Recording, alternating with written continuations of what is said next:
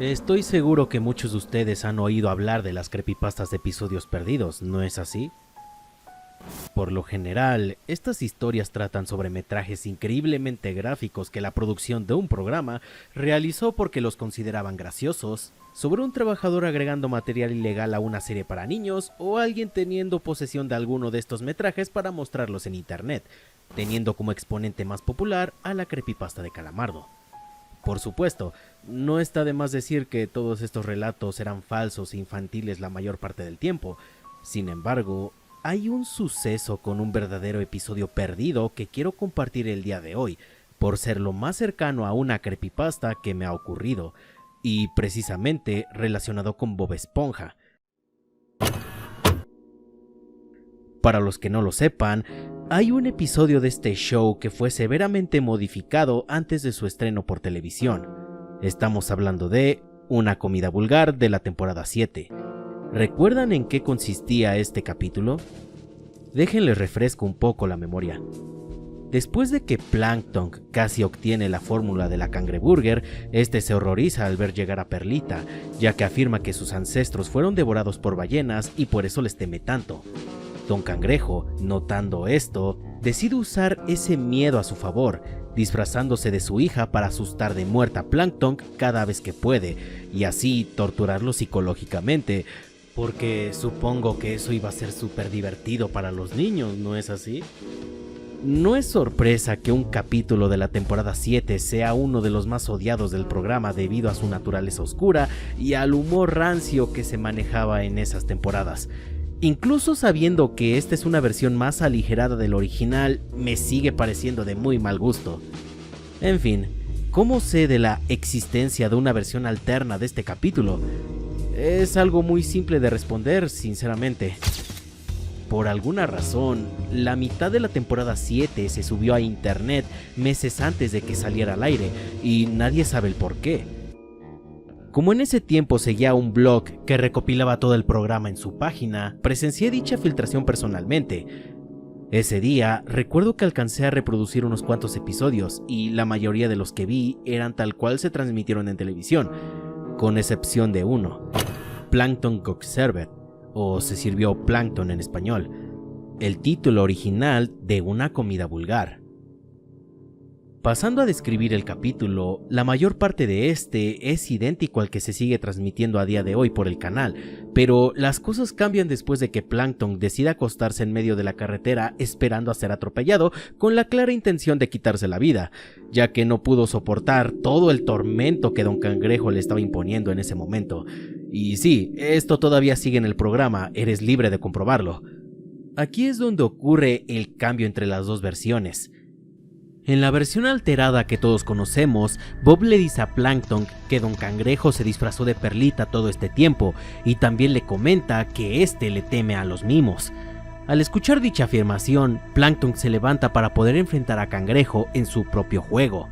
Pero en la versión original, Bob Esponja dice las mismas palabras, pero Plankton se niega a creerle, por lo que Bob Esponja concluye que lo único que puede hacer para aclarar las cosas es llevar a Don Cangrejo ahí mismo. Cuando Bob sale de escena, Plankton comienza a reflexionar sobre lo que le acaban de decir, diciendo que probablemente Bob tenga razón, así que decide apartarse de la carretera. Sin embargo, en ese mismo momento se ve al típico autobús rojo llegando a toda velocidad, golpeando a Plankton sin darle tiempo de reaccionar. Luego de una pantalla de estrellas haciendo alusión al golpe, se da transición a la siguiente escena. Plankton se encuentra en un fondo completamente negro y viéndose confundido, preguntándose en dónde está. Ahí se da cuenta que está parado sobre una plataforma de clavados, mientras que en la oscuridad se aprecian a varias ballenas observándolo, sosteniendo cubiertos y servilletas para devorarlo. También se percata que hay varios miembros de su familia alrededor de la plataforma rogándole para que no salte, puesto que al fondo de tal abismo se puede apreciar una ballena gigante esperando para comerlo. Al ver esto, Plankton trata de retroceder y escapar, pero otra ballena detrás de él se lo impide, pateándolo fuera de la plataforma y haciendo que este cayera directamente hacia las fauces de aquella ballena gigante. Acabando el capítulo con un cartel diciendo "El fin", mientras escucha un efecto de sonido de alguien tragando algo. Esto explicaría el por qué se usaron imágenes genéricas de ballenas sin ningún movimiento complejo para simplificar la animación, ya que se nota demasiado que hubo cambios de último minuto. Definitivamente, el tener un final tan oscuro como este era algo demasiado inusual para un programa como Bob Esponja, pero les recuerdo que en ese tiempo se podía esperar cualquier cosa de esas temporadas.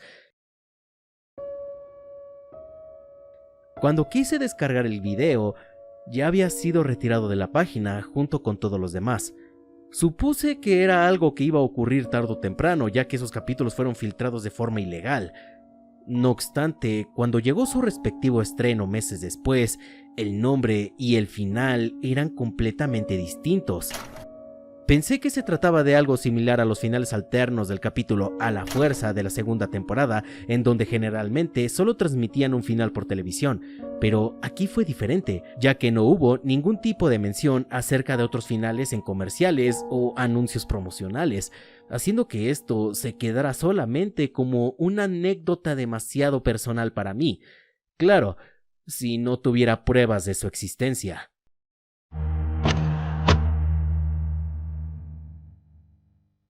Realmente no tuve ningún interés en encontrar dicho episodio perdido hasta años después que me topé de pura casualidad con un grupo dedicado a la Lost Media inmerso en la búsqueda de este material. De hecho, descubrí que después de la transmisión del capítulo por el canal, varios usuarios de la comunidad se empezaron a preguntar por este. Este grupo solo tenía los testimonios de unos cuantos usuarios dando descripciones demasiado vagas de dicho capítulo, parando la búsqueda por bastante tiempo, ya que prácticamente se le consideraba como una creepypasta, hasta que llegué yo para confirmar su existencia finalmente. A continuación, adjuntaré imágenes inéditas del capítulo Plankton Go Observed. El día que vi ese capítulo saqué un total de 5 capturas de pantalla para mostrárselas a mis amigos de ese entonces y las guardé en un chat de Facebook. Afortunadamente, las capturas seguían ahí a pesar de los años. Lamento la mala calidad de las imágenes, pero Facebook le quita demasiada resolución a las capturas originales. Pero bueno, eso fue todo lo que pude rescatar en ese momento. Aunque hubo demasiada gente tratando de desmentir mi versión junto con mis capturas, al final se dieron cuenta que eran legítimas al examinar sus metadatos y al ver que no habían sido modificadas de ninguna forma. Esto hizo que se reactivara la búsqueda de dicho material, pero eso no quiso decir que las cosas fueran fáciles a partir de ese momento. Varios usuarios trataron de tener contacto con los que administraban el blog en donde originalmente fue subido el capítulo, pero fue imposible al no existir más, además de haber nula información sobre los administradores. También trataron de comunicarse con personas directamente relacionadas con el show, pero solo obtuvieron la respuesta de un dibujante de storyboard que quiso mantenerse anónimo, diciendo lo siguiente. No llegué a trabajar en ese episodio en específico, pero en los que sí, tuve que dibujar varios storyboards para escenas que nunca vieron la luz, y ver que de alguna manera se llegaron a producir solo confirma que pasaron por alto varios filtros. Sí, específicamente en esa temporada, todo fue un caos dentro del staff. Los escritores que habían contratado en ese momento eran unos hijos de perra prepotentes que se creían los dueños de la serie y hacían el ambiente laboral un infierno. No puedo ser más específico con lo que llegué a ver ahí dentro o decir qué tanto dibujé para el programa porque sigo bajo contrato y creo que vas a hacer esto público, ¿no es así? Bueno, por el momento no tengo algo más que compartir acerca de ese episodio, ni mucho menos material de este, pero por lo que estoy viendo, estoy seguro que no fue el único en ser retirado y modificado, ya que recuerdo haber dibujado escenas demasiado grotescas sobre Bob Esponja comportándose de una manera casi psicótica. Como dije, no puedo ser muy específico, pero espero haber ayudado en algo. Suerte en su investigación y espero puedan encontrar lo que buscan.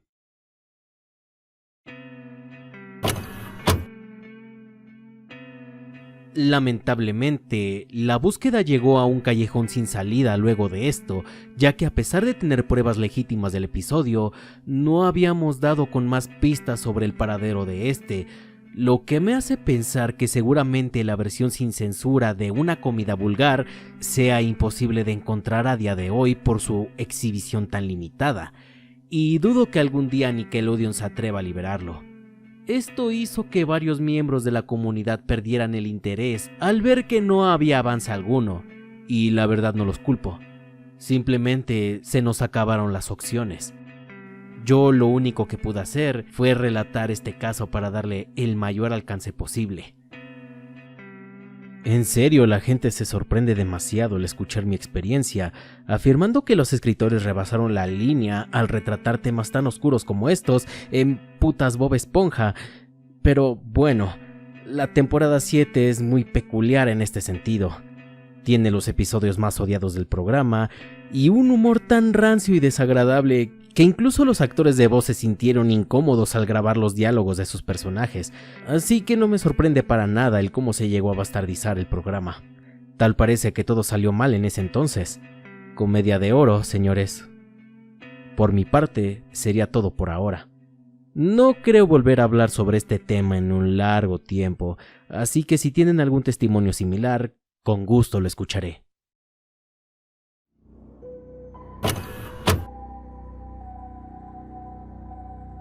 Hola, soy yo de nuevo. Sinceramente no esperaba actualizar tan pronto, pero supongo que esto lo amerita. Y no, aún no hemos encontrado el capítulo si es lo que creías al entrar en este video, pero descubrimos otra cosa un tanto interesante. Poco después de que el caso de Plankton Goxerbeck tuviera visibilidad dentro de la comunidad de la Lost Media, varios usuarios comenzaron a relatar experiencias similares a la mía, pero con otros episodios de las temporadas 7 y 8. Teniendo en cuenta los antecedentes, al parecer, Una comida vulgar no fue el único episodio que se llegó a filtrar. Capítulos como Bob Esponja la batalla final o la cangreburger que se comió a fondo de bikini también podrían contar con finales alternos inéditos. No obstante, a pesar de ser testimonios más o menos verosímiles, aquellos usuarios no contaban con alguna prueba que respaldara sus declaraciones. No me lo tomen a mal, pero queremos prevenir que los usuarios se quieran aprovechar de la fama del caso para inventar historias y engañar a la gente. Aún así, me gustaría darles el beneficio de la duda por lo complicado que sería conseguir evidencias. Digo, es algo que si no hubiera tenido las pruebas suficientes, también hubiera pasado por eso. Sin embargo, aparte de los capítulos que ya mencioné, hay un testimonio que captó nuestra atención más que cualquier otro, porque, bueno, también existen evidencias. Un usuario nos relató que vio un capítulo distinto por las mismas fechas en las que se filtró la temporada 7, y eso se puede corroborar. Al parecer, ese capítulo se llamaba Bikini Snacks, el título original de Crecimiento Repentino, cuya trama rodea a Perlita creciendo de manera desmedida y a Don Cangrejo tratando de alimentarla con todo lo que se encontraba.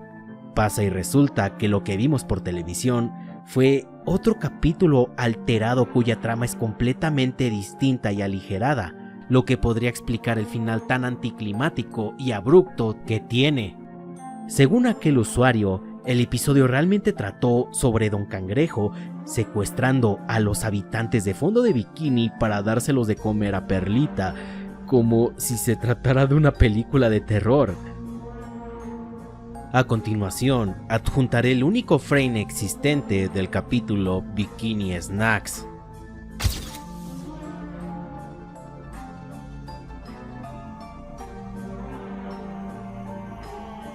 No sé el por qué se llegaron a producir por completo estos finales o qué habrá pasado para que se hayan filtrado en primer lugar, pero con todo lo que estoy viendo, solo les puedo decir que es muy probable que más de estas historias salgan a la luz. Lo que me ha hecho preguntarme, ¿cuántas personas habrán visto estos metrajes por internet? ¿Qué tipo de tramas retorcidas esconderán estos episodios? Y lo más importante, ¿Cuáles son los capítulos que contaron con finales alternos y se habrán censurado sin que nos diéramos cuenta?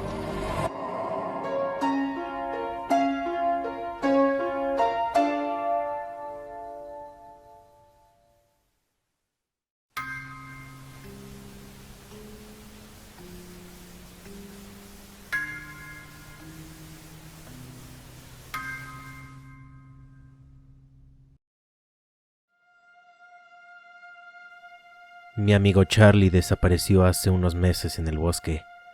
Las autoridades se han rendido en su búsqueda, pero yo sigo insistente con la esperanza de volverlo a encontrar. Hoy me topé con esta cabaña en medio de la montaña y contra todo pronóstico, sus pertenencias están aquí. Siguen donde él las dejó por última vez.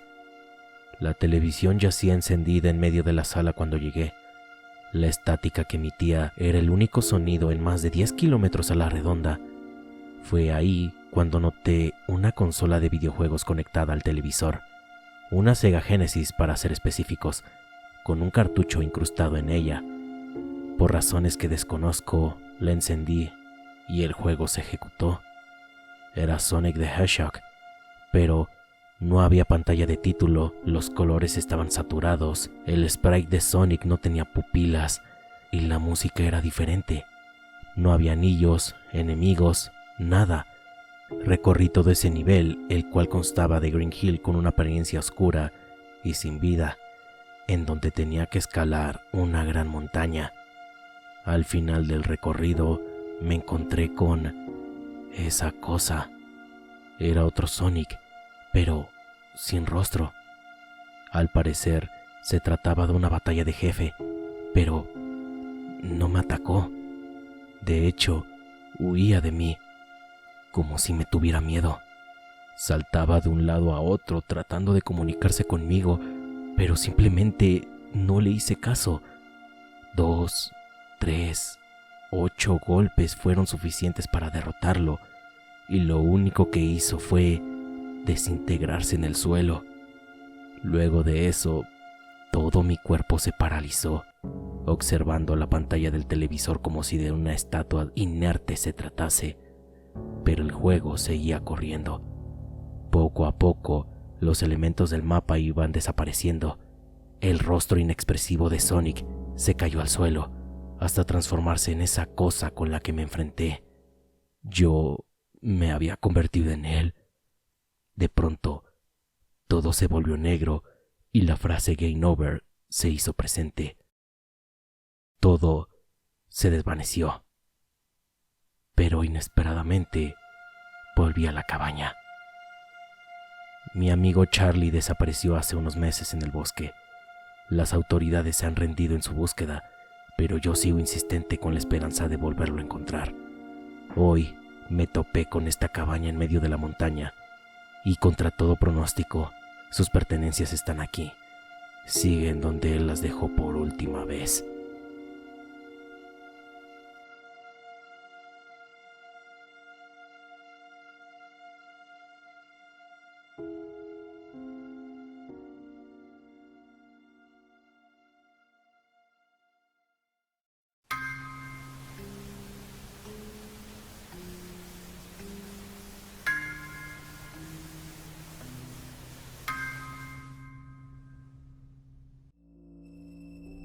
La gente tiene gustos muy extraños y pueden hacer lo que sea para satisfacerlos.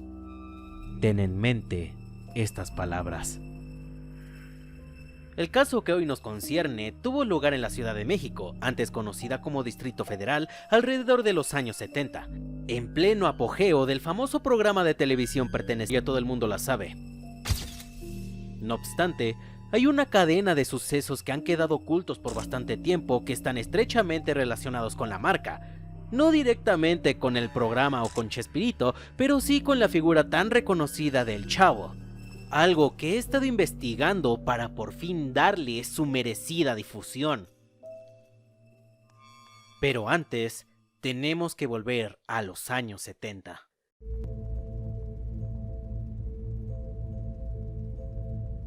La gran aceptación del programa en México y en gran parte de Latinoamérica provocó un negocio demasiado lucrativo en el mercado de productos pirata, que se infestó de mercancía no oficial del Chavo del Ocho que cualquiera podía hacer. Juguetes, ropa, revistas, no había objeto que tuviera la cara de Roberto Gómez Bolaños que no se vendiera como si fuera pan caliente, y era obvio que muchos querían obtener un trozo de ese pastel. Esto hizo que los piratas se expandieran a más ámbitos, llegando al punto de realizar shows en vivo hechos por amateurs para eventos especiales o fiestas de cumpleaños. Algo que hasta el día de hoy se sigue haciendo. ¿Qué podría salir mal de eso? Pues fue así como se dio inicio a uno de los casos más insólitos de infantes desaparecidos dentro de la ciudad capitalina. Y todo comenzó con un simple anuncio colgado en un poste de luz en donde se promocionaba un evento muy barato con temática de la popular serie del Chavo del Ocho. Este caso incluso se consideraba como una leyenda urbana, ya que la única prueba que se tenía sobre este caso y que confirma que realmente ocurrió era una publicación del periódico Universal con fecha del 18 de abril de 1974. En este artículo se hace mención de un secuestro suscitado en el Distrito Federal que envuelve al mítico personaje de Chespirito. Tenemos el testimonio de una madre que nos menciona cómo solicitó por teléfono un evento infantil para el cumpleaños de su hijo mayor. La cita se había pactado para las 5 de la tarde del 16 de abril de ese mismo año. Según testimonios de la familia y de varios vecinos, una camioneta descuidada y con los vidrios polarizados se estacionó en la esquina de la calle, de donde presumiblemente salieron los responsables del show temático con las respectivas botargas de los personajes de la vecindad. Según las palabras de otros testigos, esos disfraces eran aterradores, pero cumplían con su propósito durante el show, y eso era lo importante. Acto seguido, la madre afectada pasó a describir en qué consistió aquel espectáculo improvisado. Los sospechosos al parecer realizaron una rutina basada en la típica escena en el patio de la vecindad, donde el chavo jugaba con Kiko y este terminaba llorando, doña Florinda le daba una cachetada a don Ramón y al final el chavo recibía un coscorrón en la cabeza. Se da a entender que fue un show de mímica, ya que al parecer los personajes no hablaban. Sin embargo, eso no dejó indiferentes a los niños. Al terminar el espectáculo, se les dio la paga correspondiente que obtuvieron por su paupérrima actuación y se marcharon sin decir ni una sola palabra, al igual que como llegaron. Sin embargo, ese día esos sujetos se llevarían algo más que un simple pago miserable. Sin que nadie se diera cuenta, el cumpleañero, uno de sus hermanos y dos niños de su primaria se esfumaron sin dejar rastro alguno para nunca ser vistos de nuevo. No hace falta ser un genio para deducir qué fue lo que realmente pasó con esos infantes. Esta noticia termina con aquella madre exigiendo justicia para los niños, culpando directamente a la cadena Televisa por esto. Cosas que ya no vienen al caso con esta investigación. ¿O tal vez sí? Es curioso que después de que pasara un altercado con criminales vistiendo como los personajes de Chespirito, ya no se hablara más sobre este tema, como si alguien o algo no quisiera que se difundiera la noticia. Con este punto no estoy tratando de tachar a Televisa de tener algo relacionado con este secuestro, pero puede que hayan sido responsables de manera indirecta de enterrar este caso en lo más profundo del inconsciente colectivo, ya que se sabe que harían lo que sea para no perjudicar la imagen de su programa estelar. Digo, es lo que todo empresario haría. Ocultar información, incluso en la actualidad, resulta extremadamente fácil para los que controlan los medios, y en años como esos lo era aún más. Se nota que les funcionó. Fácilmente esto pudo haber terminado aquí, siendo solamente una anécdota bastante peculiar que tus abuelos te contarían en una cena de Navidad, si no fuera porque en el año 2001 ocurrió algo similar, pero ahora dentro de una zona muy pobre del estado de Michoacán. Y aunque esta vez no haya habido ninguna nota periodística, pude conseguir mediante unos cuantos contactos un reporte policial en donde se narra todo lo ocurrido. Es la misma historia de siempre. Una fiesta de cumpleaños, una camioneta descuidada, botargas terroríficas del chavo y niños desaparecidos. Pero a diferencia del caso del 74, aquí los captores hicieron uso de la violencia física para realizar su atentado, llevándose a la cumpleañera de 7 años, a una bebé de 4 meses y acabando con la vida del padre de familia en el proceso. Al parecer, algo salió mal en aquella ocasión. ¿Y por qué nadie habló sobre esto teniendo la pinta de ser algo tan mediático? Bueno, ahora es más sencillo de explicar. Al ser un área marginal, apartada de la capital michoacana, los medios locales no cubrieron el caso como es debido porque simplemente a nadie le importó. Y como los afectados eran personas de bajos recursos, la investigación policial no tuvo los suficientes incentivos monetarios para poder continuar, si sabes a lo que me refiero. Esta vez no se necesitó de influencias externas para esconder este caso, ya que solo bastó de un buen carpetazo burocrático para ser olvidado. Hasta la fecha, no se ha vuelto a saber nada de aquellos infantes.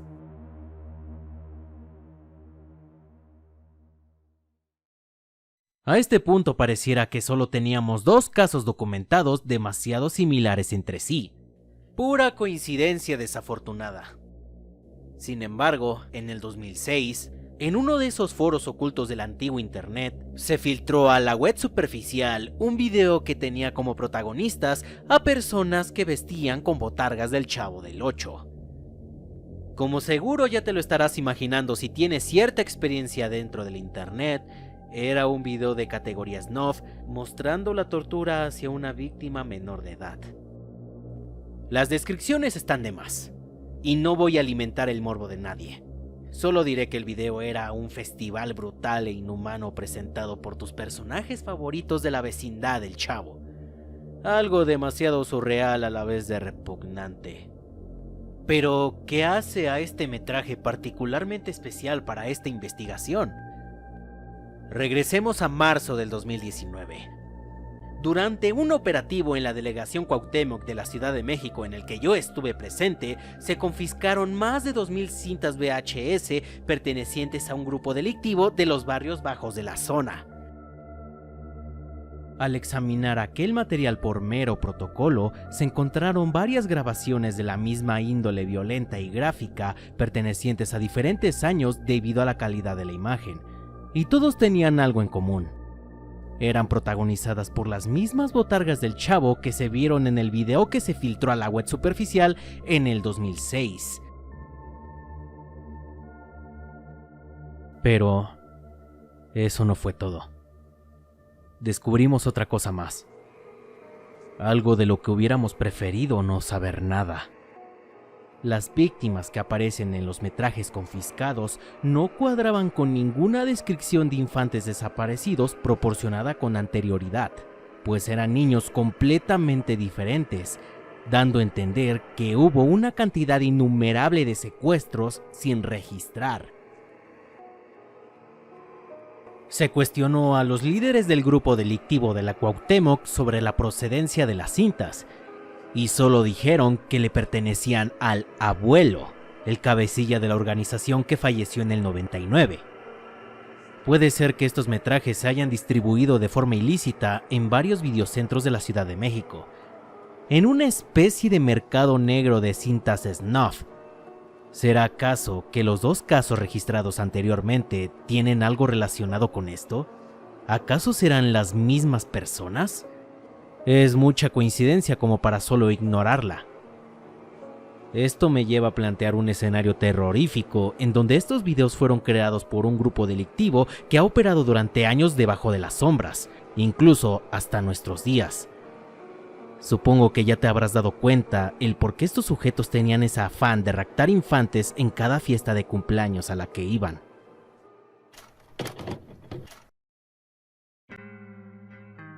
La gente tiene gustos muy extraños, y pueden hacer lo que sea para satisfacerlos.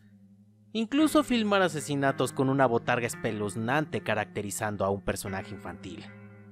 Definitivamente no sabes con qué loco te puedes encontrar en este trabajo. Seguramente estarás pensando que después de tener un descubrimiento como este, se armaría toda una investigación policial para poder dar con el paradero de este grupo de enfermos y así ponerlos tras las rejas. Pero no. No somos cadetes recién egresados de la academia queriendo hacer el bien. Sabemos cómo se trabaja aquí, y lamentablemente las cosas no funcionan así en este país. A menos que esto se vuelva sumamente mediático y sea perseguido incluso por el mismo gobierno, se podría hacer algo. Fuera de eso, han pasado más de 40 años y este crimen sigue impune a pesar de que se tenga pleno conocimiento de que ocurre. ¿Será un secreto a voces ignorado por todos o simplemente a nadie le importa? No me sorprende, no es la primera vez que pasa.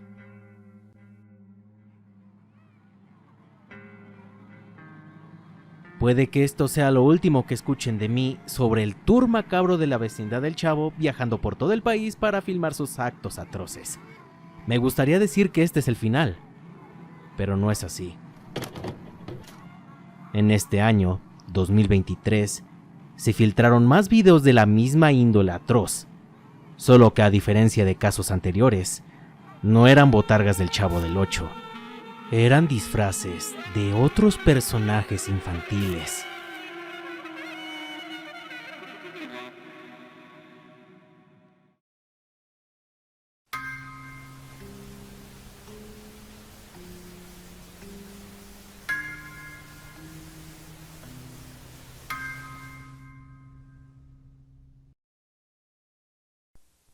De febrero. Unos días después de que Samantha Heathers denunciara que un hombre la empezó a acosar tras asistir a aquel evento de Nintendo, esta volvió con un dibujo que había hecho su hija. El dibujo muestra a Charlie junto con un hombre extraño que coincide con la descripción de la señorita Heathers. Según este dibujo, se identificó a aquel sujeto como Mr. B. Llevaremos a la señora Heathers y a su hija a la central para testificar a finales de esta semana y así poder obtener más información. 12 de febrero. El primer testimonio fue de Samantha. Ella parecía estar incluso mucho más inquieta cuando acudió a nosotros por primera vez. Tal vez sea por la falta de sueño y el estrés provocado por los últimos acontecimientos. Nos contó cómo Charlie se refería al Mr. B como su amigo imaginario. Después de eso, apenas si podía articular palabras. Charlie era un poco más cooperativa que su madre. Hablaba del Mr. B como si fuera un viejo amigo. Cuando le preguntamos cuándo y en dónde conocía a dicho amigo imaginario, nos dijo que fue después de jugar con la nueva consola que le obsequió su madre unas cuantas semanas antes. Samantha afirmó que Charlie nunca había tenido contacto con ninguna persona con las características anteriormente mencionadas. Así que se puso en comparación el dibujo de Charlie con el bosquejo policial que otorgó Samantha al hacer la denuncia. Esta comparación dio lugar a la elaboración de una hipótesis demasiado inusual, por no decir menos. No quiero juzgar a nadie, pero veo cierto parecido con ¿Mario Bros? Sí, el personaje de los juegos. Puede que la señora Heathers esté siendo afectada por el juego de su propia hija, lo cual puede sonar un tanto factible si vemos las dos descripciones. Voy a pedir que se realice un test psicológico a Samantha para poder evaluar su estado actual. 5 de marzo. Pasaron 3 semanas desde que se empezó la investigación del caso.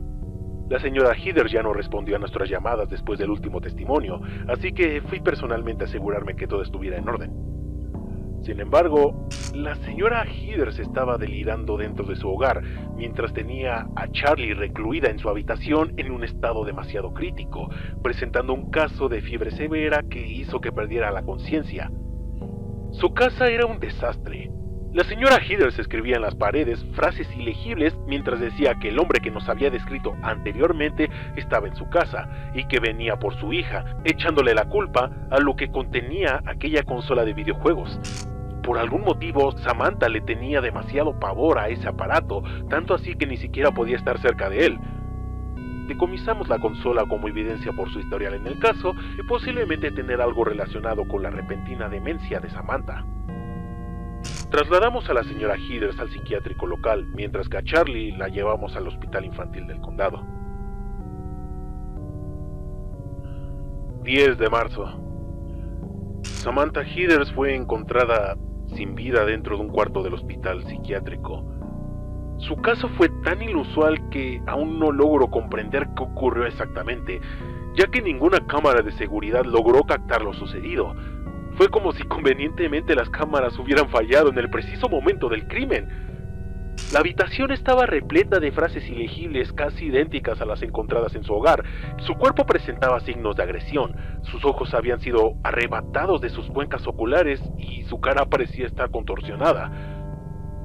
Sin embargo, lo más inquietante de todo fue la amplia y predominante sonrisa que se figuraba en su rostro. Tuvimos que decirle a los medios por alguna razón que Samantha había acabado con su vida, pero ¿cuál era la necesidad de encubrir este caso? Órdenes directas de arriba, supongo. Después del fallecimiento de la señora Samantha Heathers, el detective Anderson se mantuvo al pendiente de la situación de Charlie en el hospital, yendo a visitarla constantemente mientras veía cómo su estado anímico y mental se iba deteriorando. No obstante, el detective aún estaba tratando de averiguar qué fue lo que ocurrió con Samantha y se daba cuenta cómo todo se conectaba con aquella consola que confiscaron como evidencia. Pero antes de tan siquiera poder hacer algo, ocurrió el peor de los escenarios. 12 de abril. Charlie Heathers falleció en el hospital infantil del condado. Se me notificó 13 horas después de lo sucedido. Yo estuve con Charlie unas cuantas horas antes. Pude notar cómo seguía mencionando al señor B de forma mucho más constante, diciendo que iba a ir por ella a jugar. A pesar de mis intentos de tener más información sobre el Mr. B, sigo sin tener una respuesta clara. ¿Cómo es posible que nadie del hospital se haya dado cuenta? Charlie fue encontrada de la misma forma que Samantha, incluso con la misma sonrisa desquiciada en su rostro. Me obligaron a decir que fue un suicidio, de la misma forma que ocurrió con Samantha. Pero no sé cuál es el propósito de mis jefes para encubrir lo que claramente era un homicidio. Después de esto me dijeron que dejara este caso y me tomara unas vacaciones. Sí, claro, como si no sospechara que me están ocultando algo. 15 de abril. Le he estado dando vueltas al asunto y tratando de analizar todas las evidencias que tengo sobre el caso. No hubo ninguna señal de que el acusador de Samantha Heathers se haya presentado de forma física en la escena del crimen, dejando 0 huellas, 0 rastros, literalmente nada. Fue un crimen perfecto que llega a estándares inhumanos. Lo que ocurrió con Samantha y Charlie no fue un suicidio por obvias razones, y no me importa lo que digan mis superiores a estas alturas. Mis opciones están acabando, y tengo que recurrir incluso a las más inverosímiles para lograr tener aunque sea una pista. Y aunque me cueste un poco aceptarlo, tengo que tomar en cuenta el objeto que fue el eje central de todo esto, la Virtual Boy perteneciente a Charlie. Podría decirse que todo empezó cuando Samantha la adquirió, y la descripción del supuesto Mr. B que Samantha y Charlie otorgaron no puede ser pura coincidencia. Así que llegó la hora de examinar la profundidad. Este acontecimiento fue el inicio del fin para el caso Heathers, ya que ese fue el momento en donde el detective Anderson dejó de lado su escepticismo y afrontó lo que fue el caso más bizarro de su carrera. Fue directamente a la sala de evidencias, tomó aquel artefacto que tanto le había hecho mal a esa pequeña familia y miró por primera vez la pantalla de aquella consola, cuyo cartucho aún seguía dentro del dispositivo. Aún con dudas, el detective esperaba encontrar algo que le diera indicios de qué pasó con Samantha y Charlie. Y lo logró. Pero no era lo que esperaba. Sin previo aviso, el detective se topó cara a cara con el responsable de tales crímenes, pero ya no podía hacer nada al respecto. Se condenó a sí mismo cuando vio a esa cosa directamente a los ojos, porque Mr. Virtual ya se encontraba dentro de su cabeza. Después de un tiempo, una última entrada se añadió a la bitácora del detective Anderson. Thomas Anderson fue encontrado sin vida el 21 de abril. Su cara estaba destrozada. Sus cuencas oculares estaban abiertas hasta un grado inhumano y le faltaba la mandíbula inferior. Se encontraron huellas de manos no identificables por todo su cadáver. Obviamente, no fue un suicidio. Pero a nadie le importa lo que realmente pasó, ¿cierto? El detective Anderson fue demasiado valeroso intentando proteger a Samantha y a la pequeña Charlie, pero demasiado inepto. Su cara al enterarse sobre mi verdadera identidad fue la mejor de todas. Al final, eso era lo que quería. ¿No es así? Hasta la próxima vez, detective.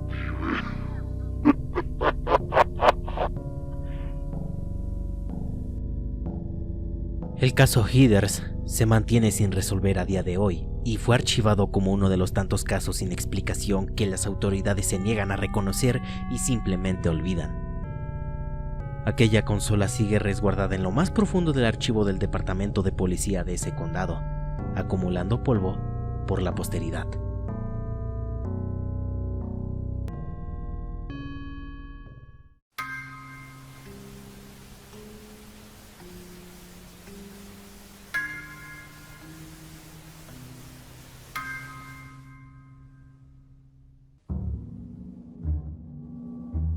Durante el 17 y 19 de julio del año 2009, el canal Nickelodeon realizó un evento especial para conmemorar el 10º aniversario de Bob Esponja, conocido como The Ultimate SpongeBob Sponge Bash, emitido exactamente 10 años después de la transmisión original del primer episodio de la serie.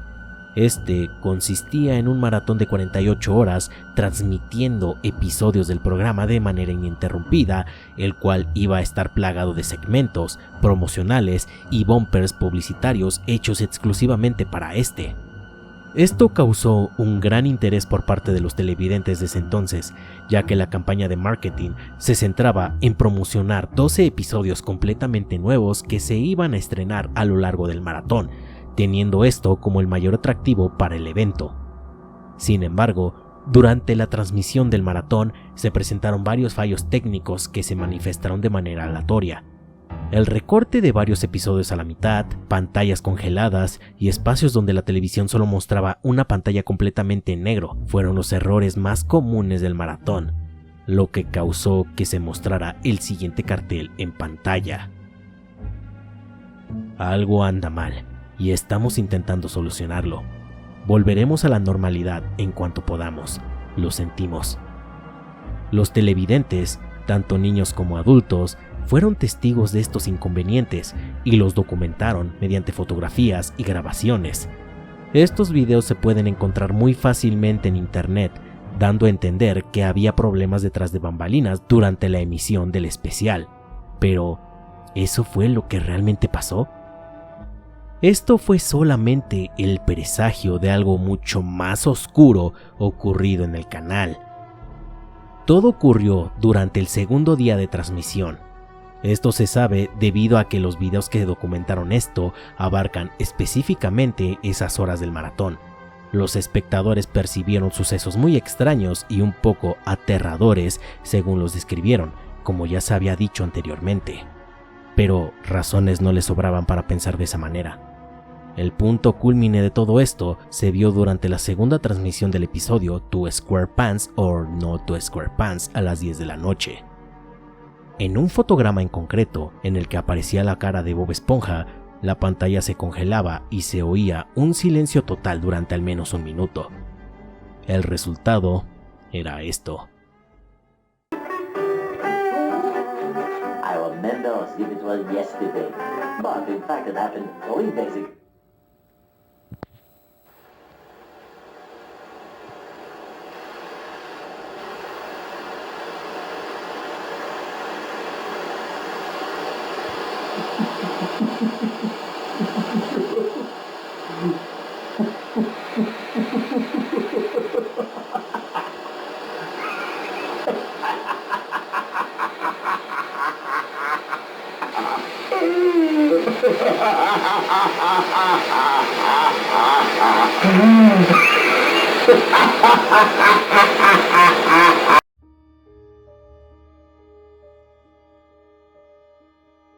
Como se puede apreciar, la expresión facial de Bob Esponja había cambiado por completo, donde también se mostraba el calendario alterado con la frase I hate that all. Se oía como alguien se estaba riendo de forma histérica, como si se estuviera mofando de lo que estaba ocurriendo. Como eran altas horas de la noche, muchos no se dieron cuenta de esta intervención en la señal. Pocos fueron los espectadores que reclamaron a la cadena sobre este suceso. Quejas que no fueron escuchadas por algo que sucedió más adelante. Lo que no esperaban los televidentes era que esto no se quedaría en un simple frame alterado con sonidos inaudibles. Durante la transmisión de la parte final de ese mismo episodio se presentó otra falla, pero no se trataba de otra imagen editada, sino de un secuestro de señal. La pantalla cambió de forma repentina a un fondo blanco, y tras unos instantes, una imagen transparente del logotipo del programa apareció en la parte inferior central de la pantalla, distorsionándose lentamente, mientras hacía presente un mensaje que iba dirigido al espectador. Todos ustedes son tan molestos, todo el maldito tiempo, día tras día, hora tras hora, pegados a la pantalla. ¿Y saben qué? Estoy harto. Me gustaría que por una vez en su vida cerraran la maldita boca y desaparecieran de la faz de la tierra, malditas escorias. La próxima vez que los vea, me encargaré personalmente de acabar con su patética existencia. Uno por uno. Ustedes me obligaron a hacer esto, pero no quiero que se sientan mal. Soy alguien de palabra. La próxima vez que me vean, asesinaré a cada uno de ustedes.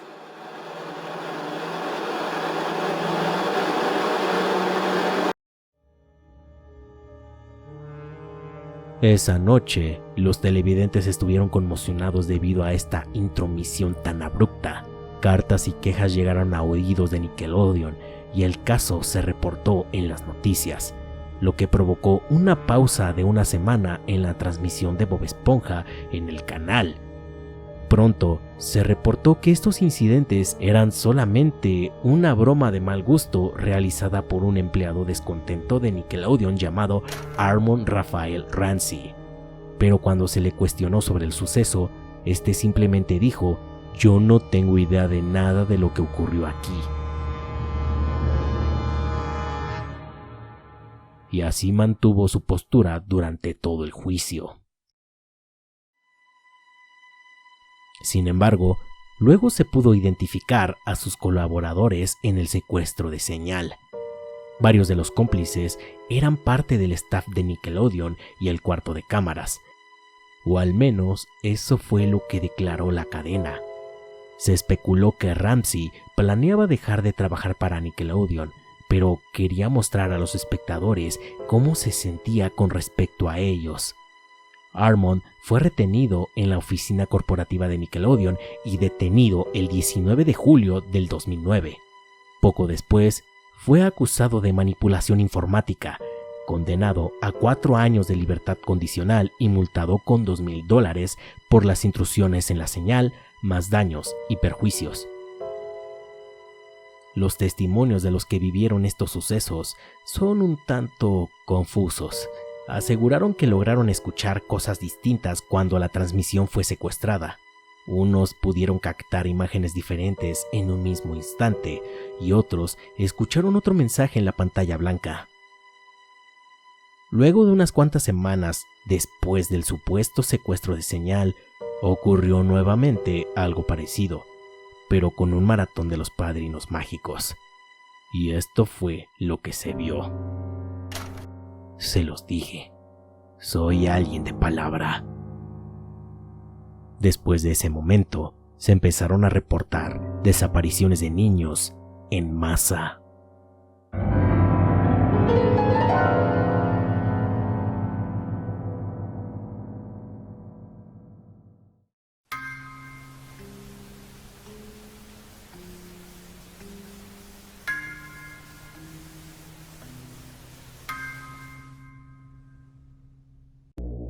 por alguna razón caí dentro de los backrooms. No sentía miedo, de hecho, estaba emocionado por entrar finalmente a este lugar y poder recorrer todos los niveles posibles. Sabía todo lo que se tenía que hacer y con qué entidades hablar para sobrevivir aquí. Me había preparado toda mi vida para esto. Pero no encontré nada. No había entidades, no había objetos curativos, no había otros niveles. Solo kilómetros y kilómetros de cuartos vacíos. Estaba completamente solo. En ese momento empecé a tener miedo.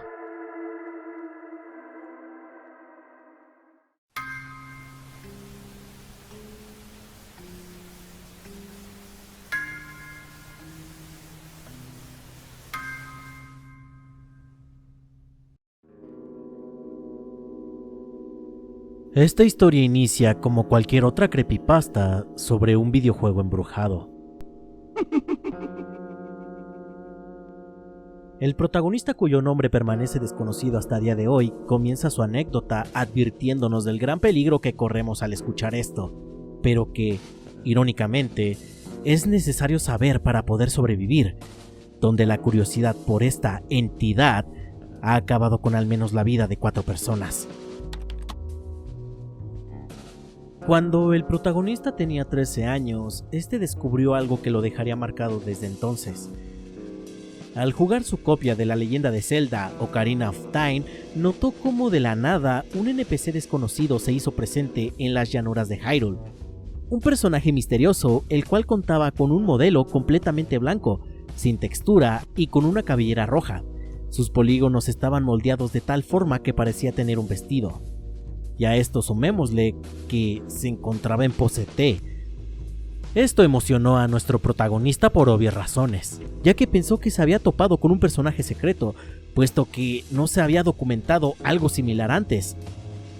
Al tratar de interactuar con ese NPC, Link simplemente lo traspasaba, haciéndole creer al protagonista que posiblemente el juego había cargado un modelo sin terminar, por lo que decidió alejarse de las llanuras. Pero al volver a aquel sitio, ese NPC había desaparecido. Pero por alguna razón, la manifestación de ese personaje provocó que el juego comenzara a presentar ciertas anomalías, mostrando varios errores gráficos y sonoros. Al llegar al bosque Kokiri, todos los personajes se encontraban en una sola posición, la denominada pose T, observando detenidamente a aquel NPC misterioso vestido de blanco. Fue en ese momento que todo el juego empezó a desestabilizarse de forma inexplicable, y no fue hasta que el protagonista habló con el último NPC del juego con el que podía interactuar para que se mostrara la siguiente sentencia que lo dejaría perplejo durante años. Cuidado con la princesa. Repentinamente, todos los NPCs presentes en la zona miraron directamente a la mujer de blanco, emitiendo un chillido parecido a un grito, lo que provocó que el protagonista apagara la consola sin pensárselo 2 veces. Tuvieron que pasar 6 meses para que el protagonista se atreviera a tocar el juego nuevamente, pero cuando creyó que algo malo iba a pasar, todo había vuelto a la normalidad, como si nada hubiera pasado. Cualquier otra historia similar hubiera terminado en ese punto.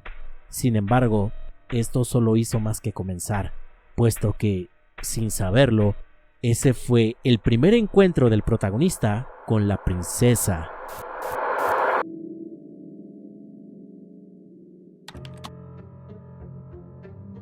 El protagonista escribió por todos lados lo que había encontrado ese día, en foros de The Legend of Zelda, con otros jugadores, con familiares, etc. Por obvias razones, nadie le creyó, asumiendo que se trataba de algún tipo de fantasía infantil o un simple sueño lúcido que había llegado muy lejos, y así lo creyó por bastante tiempo. Pero algo con lo que no contaba el protagonista era que después de 7 años luego de haber vivido tal experiencia, recibiría un mensaje de parte de un usuario desconocido mediante Messenger, diciéndole que no estaba solo, puesto que él no era el único jugador que se había topado con aquella entidad anteriormente. En ese preciso momento, se le ofreció unirse a la Sociedad de la Princesa. Los miembros de esta afirmaban que este NPC se le manifestaba a distintos jugadores sin importar el juego o consola, pero que tenía predilección por ciertos títulos y prefería mantenerse alejada de otros. Al parecer, las personas que tenían el infortunio de encontrarse con ella fallecían de manera inexplicable, a menos que, claro, cerraran el juego. La sociedad estaba buscando activamente una forma de comunicarse con ella, creyendo que mientras más sean, más posibilidades tendrían de detenerla, ya que era un peligro completamente real. Para ese entonces, la princesa ya había cobrado la vida de al menos 2 personas. La Sociedad de la Princesa no era más que un grupo de idiotas random juntándose en un foro de internet, el cual estaba repleto de historias sobre usuarios encontrándose con la entidad en juegos como Pokémon, Monday Night Raw, Vigilante 8, Portal, etc.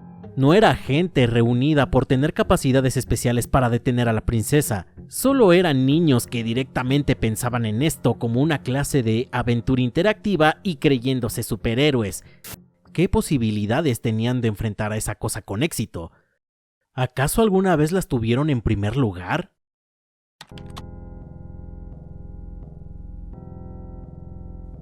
En este punto, el protagonista empezó a narrar varias de las historias que los usuarios publicaban en el foro, todos compartiendo la misma constante, la alteración del juego y la aparición del ente. Después de ver algunas de las anécdotas que los diferentes usuarios habían publicado, se establecieron una serie de reglas para saber qué hacer en caso de encontrarse con la princesa. Si la ves, apaga el juego. Ella no tiene el poder suficiente para volver a encenderlo. La princesa puede estar en cualquier videojuego. Buscarla incrementa las posibilidades de manifestarse en tu partida. Al parecer, le gusta aparecer en juegos de la Nintendo 64 o del PlayStation 1. Es muy poco probable que aparezca en juegos de generaciones anteriores. Aparece con más frecuencia en Ocarina of Time por alguna razón desconocida. Siempre ha evitado los juegos online. Aparece incluso cuando no está solo. No siempre aparece al momento de encender el juego, así que tendrás que esperar. Sabes que ya está cerca cuando hay glitches gráficos, de sonido o los tiempos de carga son excesivamente largos.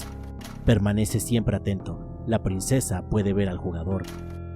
Ella puede acabar contigo de manera inesperada. Si piensas que encontraste a la princesa, sé cuidadoso, no trates de enfrentarla.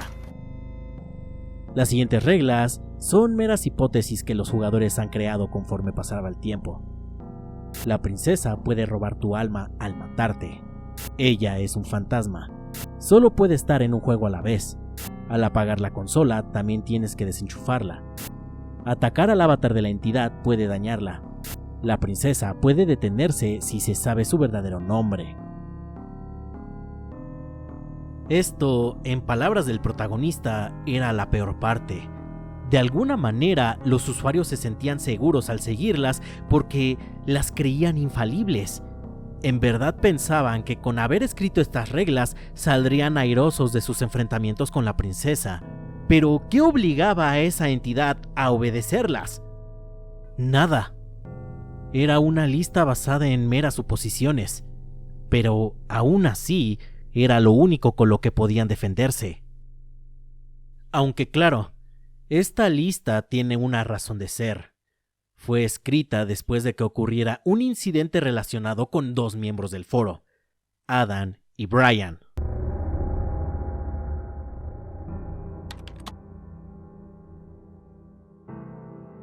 Antes de que este caso ocurriera, todos los usuarios iban con ese espíritu infantil de diversión y aventura al pensar en esto como un juego. No obstante, siempre que alguno de los miembros de la sociedad se topaba con la princesa, se acobardaba y procedía a apagar la consola casi enseguida, por lo que no se sabía absolutamente nada sobre qué pasaba si no se cerraba el juego. Y no fue hasta que Adam y Brian se dispusieron a cazar a la princesa con un plan bastante simple. Ambos se encontrarían en la vida real para jugar varios cartuchos de la Nintendo 64 y así buscarla de forma directa. Ellos decidieron que no apagarían la consola en ningún momento y por ningún motivo. creyendo que esto respondería a todas sus preguntas. Pero no fue así. Llegó el día de la juntada. Los usuarios se mantuvieron expectantes a lo que podía ocurrir, e incluso hacían bromas de mal gusto sobre que Adam y Brian iban a morir ese día. Pero los minutos se convirtieron en horas, y las horas en días.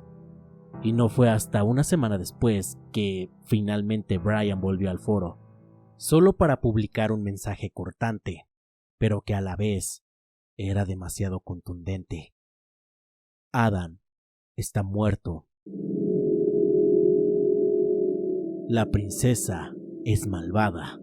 Si la ven, apaguen el juego.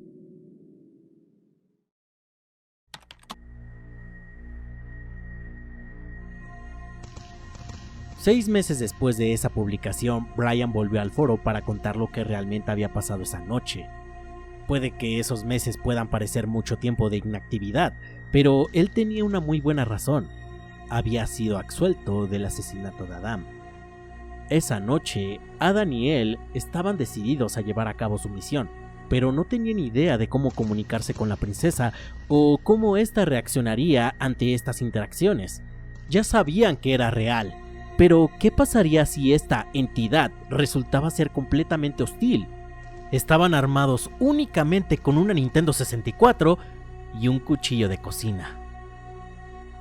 Conforme pasaban por diferentes juegos, los cuales funcionaban de manera completamente correcta, decidieron usar el único cartucho donde era seguro que se iba a manifestar, The Legend of Zelda Ocarina of Time.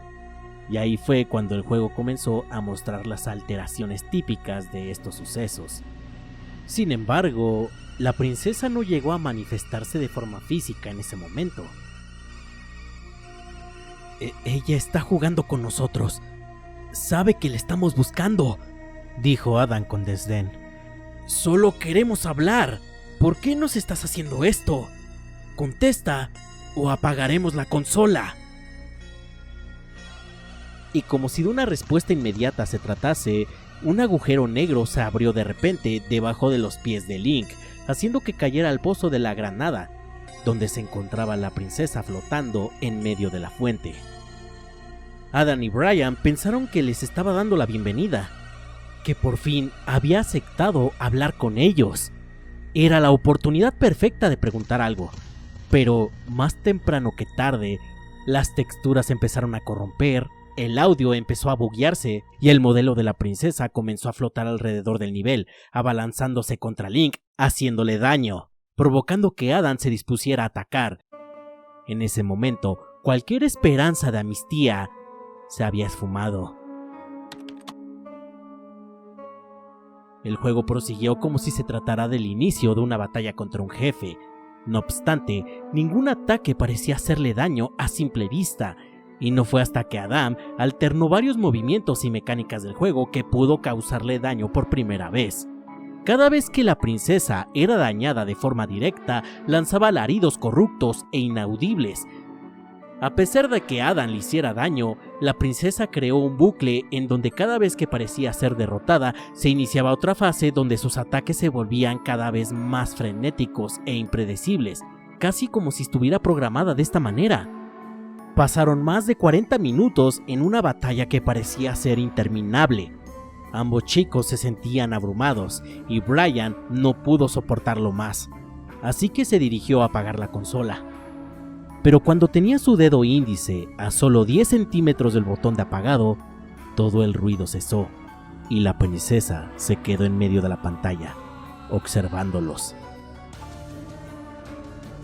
Adam le dijo a Brian que se largara, mientras sostenía firmemente el cuchillo que había llevado para poder defenderse.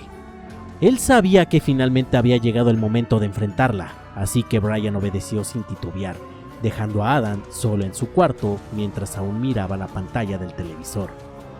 Quizás ese acto fugaz de valentía fue solo porque Adam no sabía qué implicaba quedarse a solas con aquel ente.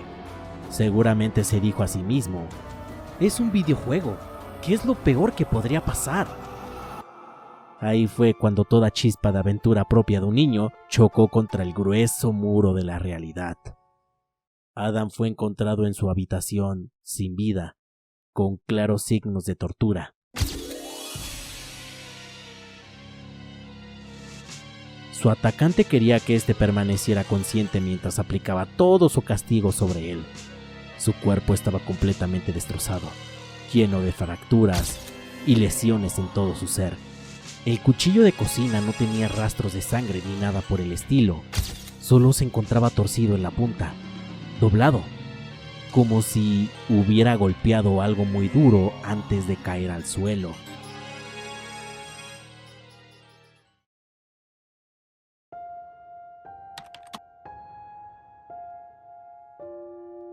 Luego del fallecimiento de Adam, todo el foro buscó desesperadamente todo tipo de cosas relacionadas con este ente. Según los miembros de la sociedad, la princesa se había convertido en una amenaza que debía ser detenida. Pero si el encuentro de Adam y Brian fue completamente desastroso, ¿para qué seguir intentándolo? ¿Por qué arriesgar tu vida de esa manera? Pues por una simple razón.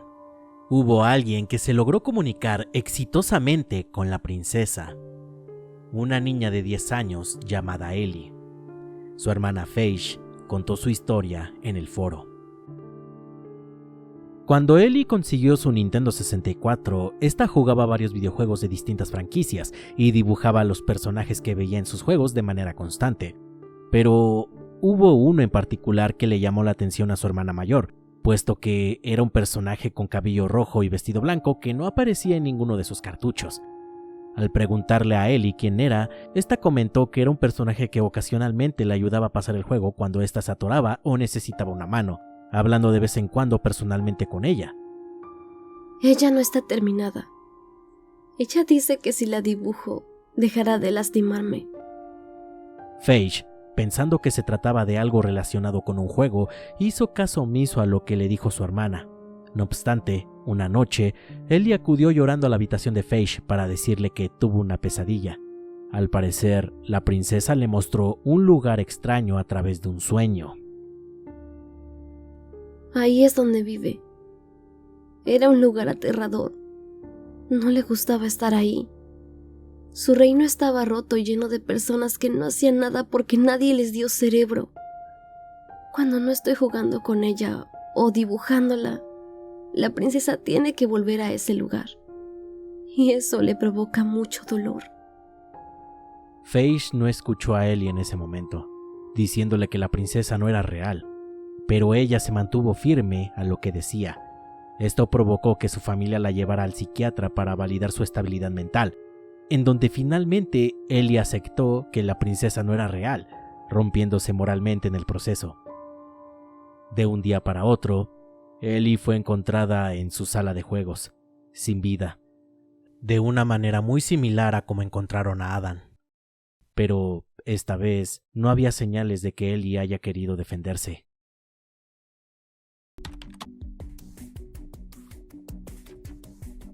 Sí, ya había un testimonio de alguien comunicándose con la princesa. Sin embargo, un usuario cuya relación con este ente era mucho más fuerte entró al foro un poco más tarde. Aquí fue cuando el protagonista supo sobre el usuario llamado Daniel, el cual estaba dispuesto a compartir información valiosa de cuando trabajaba en el desarrollo de un videojuego de finales de los 90, llamado Hero and Princess, un ambicioso juego con una filosofía de progresión muy similar a The Legend of Zelda, además de ser el juego que dio origen a la princesa.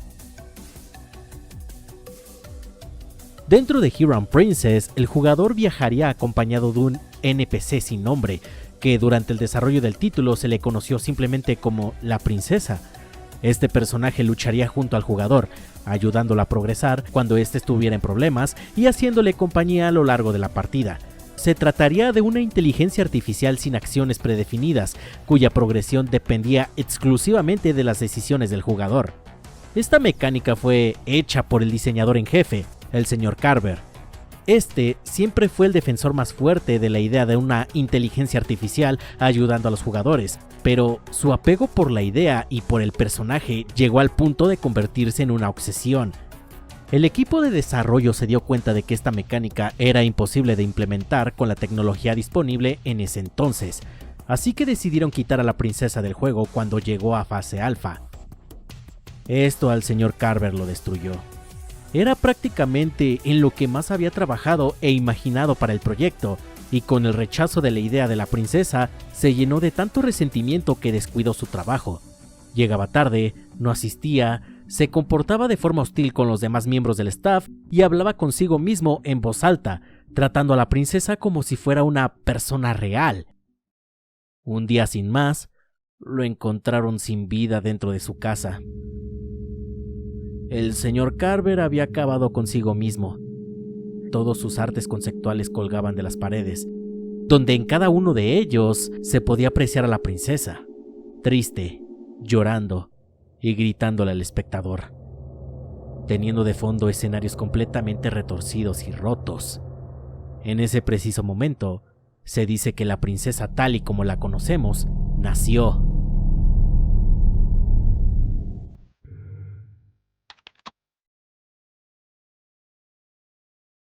El desarrollo de Hero Princess tenía que continuar a pesar de la muerte del desarrollador en jefe, ya que siendo un estudio pequeño no podían permitirse retrasar el juego más de lo debido. La competencia era fuerte y la tecnología avanzaba de forma acelerada. Sin embargo, el equipo de desarrollo tuvo que enfrentar diversas dificultades inesperadas. Las texturas de la princesa y su inteligencia artificial habían quedado dentro del código del juego por un tiempo, lo que provocó que ésta se manifestara constantemente a los desarrolladores. Incluso se llegó a creer que el juego estaba siendo embrujado por el espíritu de Carver. Esto llegó a tal punto de que un integrante del staff tuvo que renunciar a su puesto de trabajo debido a que presenció una experiencia paranormal relacionada con la princesa. Los ejecutivos le dijeron al resto de desarrolladores que eliminaran todos los archivos relacionados con la princesa. Y sí, lo hicieron, e incluso más de una vez. Pero esa cosa seguía ahí. Luego de ese incidente, varios miembros del staff comenzaron a renunciar, y los restantes no encontraban solución alguna. Los problemas con ese NPC inconcluso y roto escalaron de tal forma que el juego fue cancelado rotundamente tras 2 años de desarrollo. Esto nos lleva de vuelta con Daniel. Él había sido uno de los encargados de probar el juego y de los pocos que se quedaron hasta el final del desarrollo. Él tenía varias historias relacionadas con la princesa y no quería llevárselas a la tumba. Es por eso que Daniel estaba decidido a confrontarla, y para ello necesitaba la ayuda de la sociedad.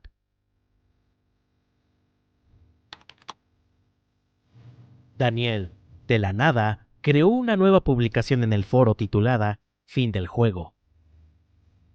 Ustedes me conocen como la primera persona en haber presenciado la aparición de la princesa, pero esa no fue la historia completa. Daniel le reveló al grupo todo lo que tuvo que pasar para encontrarse con esta entidad. Comenzó a hablar de las múltiples veces que la princesa se manifestó durante los días finales del desarrollo de Hero Princess, siendo él mismo quien insistía en eliminarla. Pero a pesar de los esfuerzos del equipo, ella siempre volvía. También mencionó que le había arruinado el mejor trabajo de su vida, y esto lo tomó demasiado personal, puesto que pensó que la princesa se había ensañado con él. Esa entidad lo perseguía furtivamente sin importar el momento en el que se encontrara, puesto que no se iba a detener hasta arruinar su vida. Dan trató de comunicarse con ella. En serio lo intentó, pero todo había sido en vano. Así que no le quedó de otra. Él tenía que detenerla por sus propios medios. Haciendo uso de todo el conocimiento adquirido por estudiar con detalle todos los comportamientos de la princesa a lo largo de los años, planeó una estrategia para mantenerla cautiva dentro de un dispositivo. Se dio cuenta que ella no podía salir del juego a voluntad a menos que sea desenchufada, por lo que hizo algo que nadie más había hecho hasta entonces: apagar el televisor y dejar el juego encendido, atrapándola en una copia de Ocarina of Time de la GameCube. Al parecer, aquella entidad no tenía la capacidad de dañar al jugador sin que tenga contacto visual. Sin embargo, la princesa podría ser aún más peligrosa en ese estado, ya que trató de sobrecargar la consola para destruirla y poder salir de ahí. Daniel sabía que era cuestión de tiempo para que este ente lograra escapar, así que decidió terminar con esto definitivamente, creando una transmisión en el foro de la sociedad para que todos juntos pudieran derrotar a la princesa y así arreglar el glitch en el que ha estado trabajando por más de 10 años. El protagonista sabía que esto era una batalla perdida. No tenían absolutamente nada para poder enfrentarla. No obstante, la sociedad pensó en esto como una clase de experimento que podría ser útil para recopilar información y así encontrar una debilidad real para detenerla. Además, la idea de ver finalmente el cómo la princesa le quitaba la vida a alguien era demasiado atractiva. Muchos usuarios dentro del foro incluso hacían chistes al respecto. Pocos eran los que verdaderamente le suplicaban a Daniel que no lo hiciera. Súplicas que éste ignoró por completo. Él estaba completamente decidido a pelear contra ella.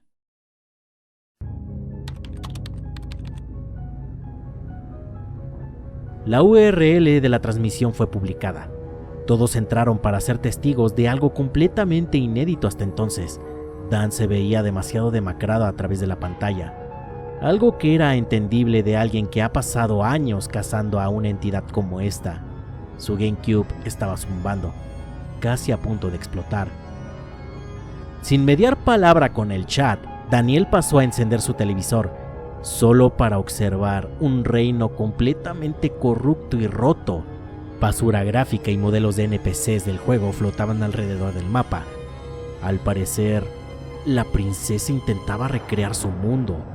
Su plan era reconstruir Hiram Princess mediante Ocarina of Time, aquel juego cancelado que tanto apasionó a Daniel y que posteriormente lo llevaría a la perdición.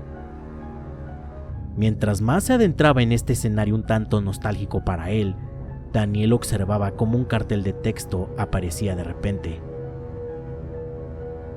Da la vuelta, compañero. No deberías estar aquí. Amor y besos para Daniel. El chat se volvió loco al ver el nombre de Daniel en el juego, mientras que este, de forma burlona, le gritaba a la pantalla. ¿Hablas en serio? ¿Por qué? ¿Por qué ahora? El significado de esas palabras aún es un misterio a día de hoy. No se conocía mucho del pasado de Daniel más allá de lo que contó dentro del foro, por lo que no se sabe a qué se refería con esto o a quién iba dirigido. Parece que hubo unas cuantas cosas que nunca le dijo a nadie. Tras esto, Daniel se adentró en lo más profundo de esas llanuras rotas e incomprensibles. Todo era un completo desastre. Al cambiar de escenario, fue transportado a una sala bajo tierra donde Daniel pensó que se encontraría finalmente con aquella entidad. Sin embargo, lo que había allá abajo era algo completamente irreconocible. Una masa amorfa compuesta de varios modelos de NPCs del juego se hizo presente, asemejándose a una figura humanoide, mirando fijamente al jugador. ¿Esto es lo que has estado haciendo todo este tiempo? ¿Por eso lo hiciste? ¿Qué es lo que quieres? ¡Esto se acaba aquí y ahora! Mientras todo el escenario dentro del juego colapsaba, las paredes de esa sala empezaron a parpadear intermitentemente y el suelo se volvía inestable. Pero Daniel no se inmutaba ante tal hecho. ¿Es una broma? ¡Solo pegaste un montón de basura! ¿De verdad crees que esta cosa cambiará algo? ¿En serio crees que volverá? ¡Ni siquiera recuerdas cómo era! ¡Él está muerto! ¡Y tú no deberías existir! Dijo Dan con tanto resentimiento que casi se quedaba sin aire.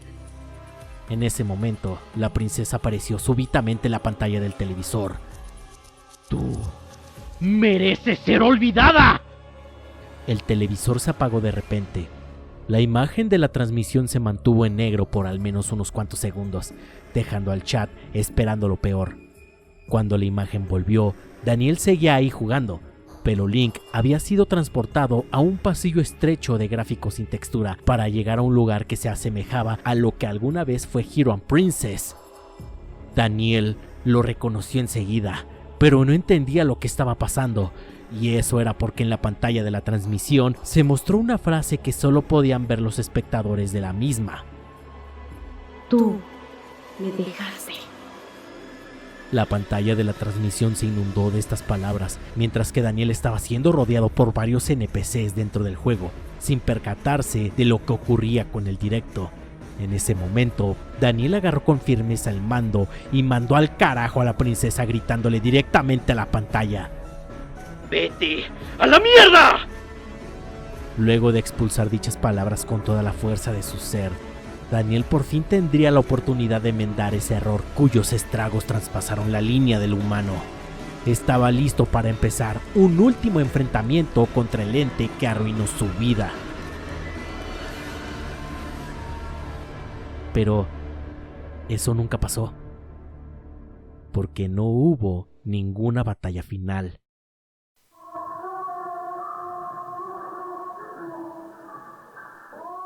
De un momento a otro, la luz que emitía el televisor se apagó definitivamente, cubriendo a Daniel en la oscuridad más profunda que una webcam de los 2000 podía transmitir, pero captando con bastante claridad sus últimas señales de vida ante un chat atónito e impotente,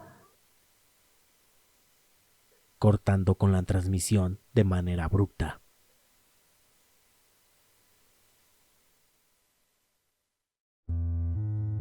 Los miembros de la Sociedad de la Princesa no tuvieron tiempo ni de digerir lo que había pasado al darse cuenta de manera inesperada que todo el foro había sido alterado.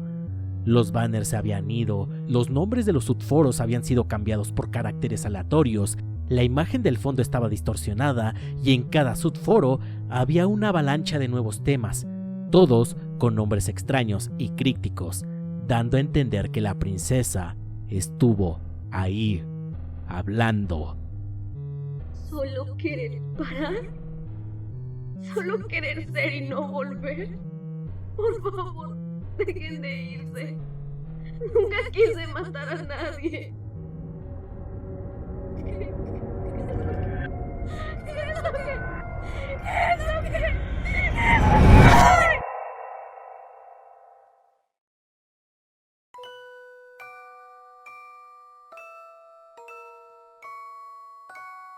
Se suponía que la princesa solo afectaba a videojuegos. ¿Por qué de repente fue capaz de incluso afectar al mismo foro de la sociedad? Todas las reglas, todo lo que se creía acerca de ella y que supuestamente mantenía seguros a todos los usuarios, había fallado. Todo era mentira. ¿Acaso no tenía ningún tipo de límite? Como si se tratase de un cubetazo de agua helada en la espalda, la sociedad se daría cuenta de que la princesa siempre estuvo vigilándolos desde el inicio. Cada foto, cada video subido, cada vez que era mencionada, ella estaba ahí. Y cada vez que la veían, era mucho más poderosa. Eso quería decir que cuando todos los miembros de la sociedad vieron la transmisión en vivo, le dieron a la princesa mucho más poder del que nunca hubiera tenido antes, ya que la princesa no era un fantasma, no era un error, no era un virus, es una idea que se niega a morir. El tan solo pensar en ella hace que corras un gran peligro. Debido a esto, se tomó la decisión de borrar todo rastro de su existencia, aunque a este punto puede que sea inútil o demasiado tarde. El protagonista perdió todo contacto con los miembros de la sociedad al esparcirse luego del incidente con Daniel, quedando solamente él como un simple espectador y el único que ha narrado todo lo sucedido. Puede que sea demasiado irresponsable decirle a los espectadores de esta historia sobre la existencia de la princesa, ya que ahora que saben sobre ella, corren el riesgo de que se manifieste nuevamente. Pero esto también podría salvarles la vida. Y así termina este relato, como una advertencia. Si la ven, no intenten pelear contra ella. No pueden engañarla, no pueden comprenderla. No intenten ser su héroe. No se vuelvan su salvador. Porque ella no tendrá piedad por ti. Si la ves, apaga el juego.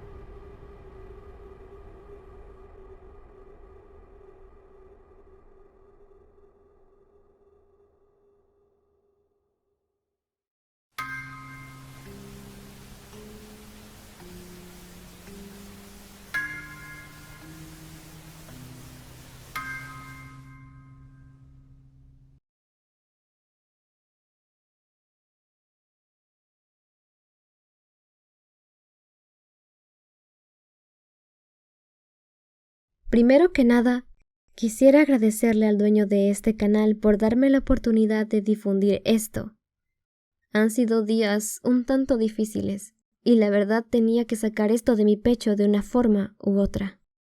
No sé cómo empezar a contar mi experiencia sin que suene como la típica historia de terror en internet. No estoy acostumbrada a publicar este tipo de cosas. Sin embargo, trataré de presentar todas las pruebas que logré guardar. Es lo menos que puedo hacer. Hace unas semanas compré esta laptop en un mercado al que suelo recurrir regularmente cuando busco refacciones.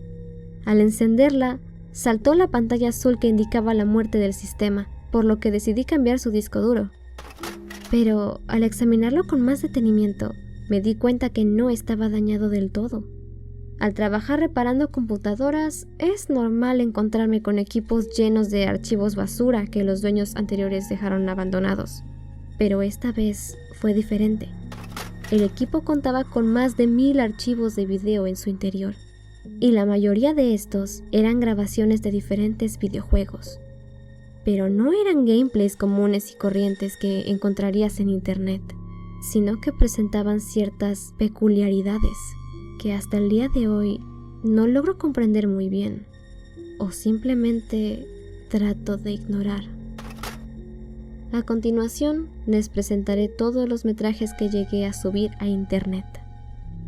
Uno de los primeros videos con los que me encontré fue sobre un juego llamado Undertale. Estoy segura que ya lo conocen. Por mi parte, no he tocado el título desde hace años. No obstante, sé muy bien que lo que pasó dentro de este video no era normal. Ya me entenderán por qué.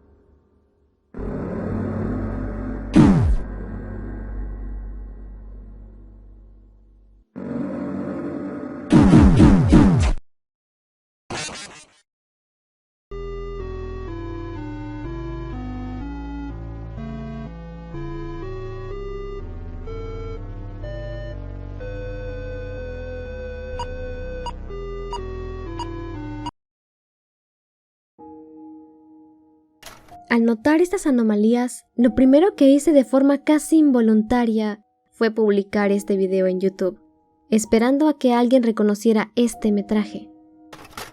A simple vista pensé que se trataba de algún mod o ese tipo de videos embrujados que se esparcen por el internet, lo que me hizo pensar que probablemente el autor de este haya sido el dueño anterior del equipo, pero no era así. Era una especie de recopilación. Parece que el anterior dueño de este equipo tenía una extraña afición por recolectar este tipo de metrajes. Pero, ¿con qué propósito lo habrá hecho? El siguiente video que publiqué en mi canal fue este metraje de un streamer de Minecraft en muy mala calidad. Era un video de media hora, así que recorté las partes más importantes de este para que ustedes lo pudieran apreciar. Sin embargo, el video original se encuentra perdido.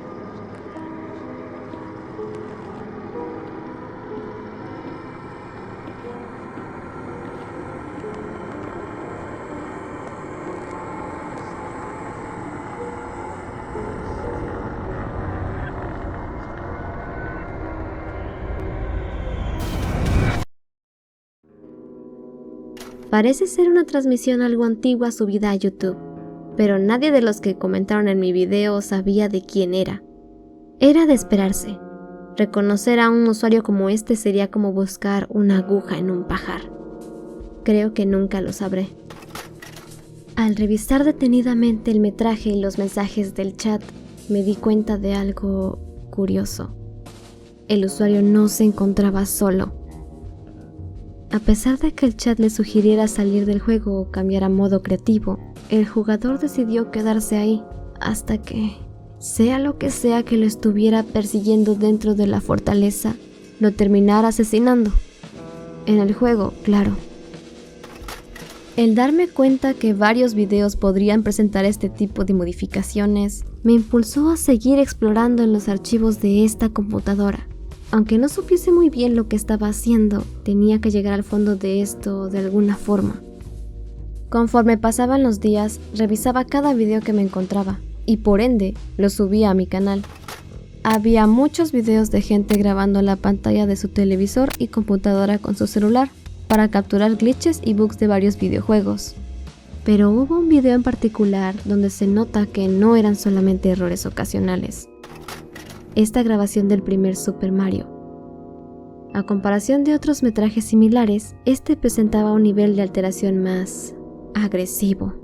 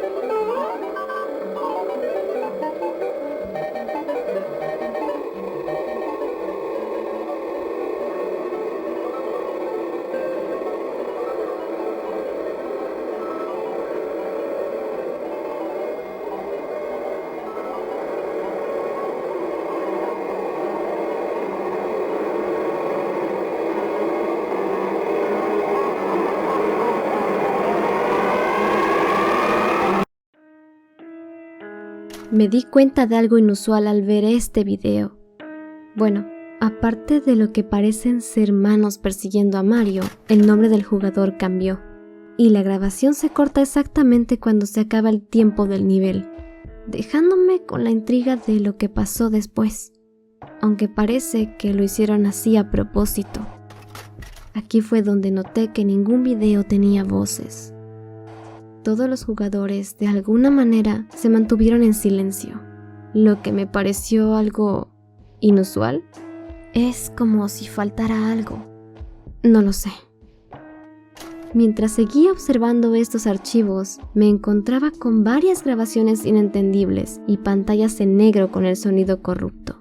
Estaba a punto de darme por vencida por no encontrar nada interesante, hasta que di con este video captado desde un emulador, el cual contaba con alteraciones un tanto personales.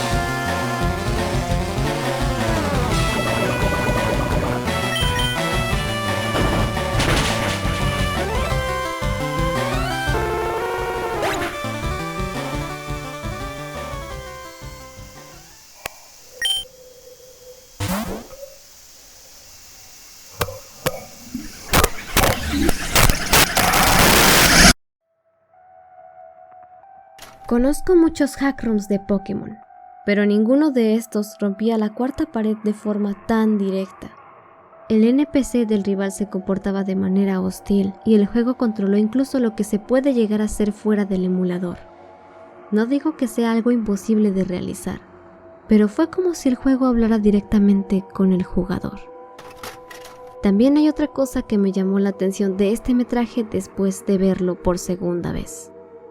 Todos los NPCs que se mostraron tenían como diálogo un nombre, una edad y un año. ¿Eso a qué hará referencia? Estaba completamente fuera de lugar con la situación. Y claro, no hay que ignorar al elefante en la habitación. El sprite del rival fue alterado de tal manera que se logra apreciar lo que parece ser un ojo, el cual está presente en los metrajes anteriores. ¿Será acaso que todos los videos tendrán alguna relación entre sí? Luego de ver esto, dejé de actualizar mi caso por unos días. No era porque no tuviera tiempo o algo parecido, simplemente me sentía abrumada al verlos. Eran demasiados, y este video en particular me dejó con muy mal sabor de boca. No obstante, sabía que si dejaba esto de lado, me arrepentiría después por quedarme con la duda.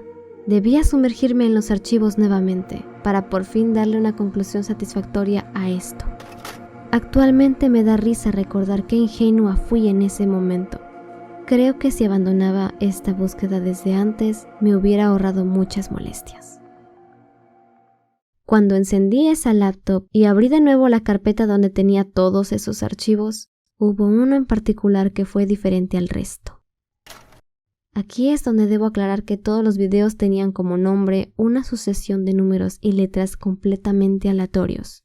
Sin embargo, esta grabación en especial tenía como nombre Ábreme.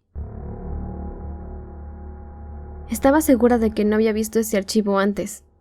Fue como si alguien lo hubiera puesto ahí específicamente para que yo lo viera.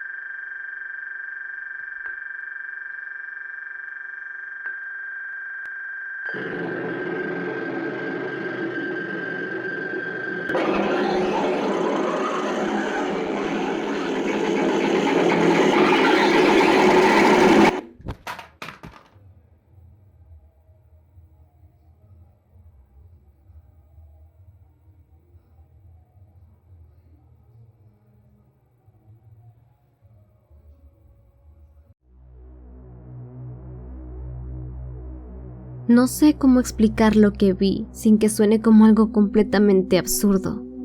Quiero imaginar que esto tiene alguna explicación lógica. Edición de video, mods, hacks, no lo sé. Luego de subir esta grabación, la gente explotó. Mis videos de alguna manera empezaron a viralizarse y empecé a tener demasiada afluencia de usuarios en mi canal. Lo curioso es que trataban estos videos como una especie de webserie de terror. No esperaba tener este tipo de atención sinceramente, y no me gusta que me pregunten acerca de esto, como si realmente supiera qué fue lo que pasó. Y aún así, la gente pedía más, aunque fuese en contra de mi voluntad. Simplemente no me sentía cómoda continuando con esto, pero me vi orillada a seguir buscando para ver qué otra cosa podría encontrar. Y de esta manera, llegamos a la última actualización que tengo sobre este equipo. Al tratar de examinar los archivos nuevamente, pasó algo que me tomó desprevenida. Todos los videos habían desaparecido.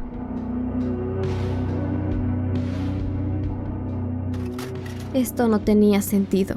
Esta computadora no ha sido tocada por nadie más que yo y no se ha conectado al internet en ningún momento, por lo que descarté enseguida que alguien más la estuviera manipulando desde otro ordenador.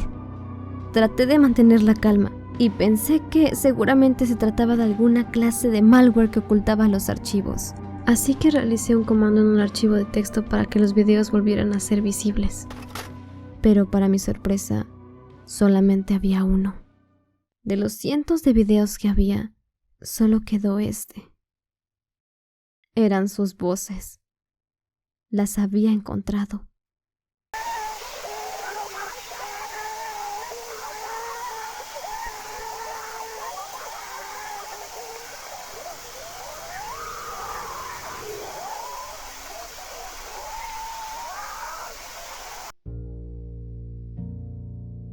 Mi nombre. Esta computadora supo mi nombre. ¿Cómo carajos lo hizo? No sé si tenga que ver con algún tipo de virus extraño que se robó mis datos y se esparció mediante los videos, pero me he sentido observada desde entonces y he tenido pesadillas con esa cosa. Espero que solo me esté sugestionando. No soy alguien particularmente escéptica, pero preferiría no creer en esto. Listo, te tengo. Esto no es parte del juego. Algo anda mal. Otra vez soy yo. Caí de nuevo en su trampa.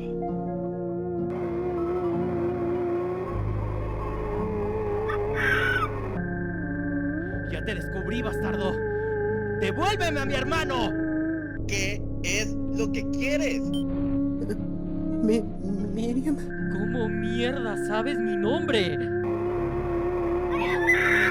¿Qué demonios es esto? ¡Déjame!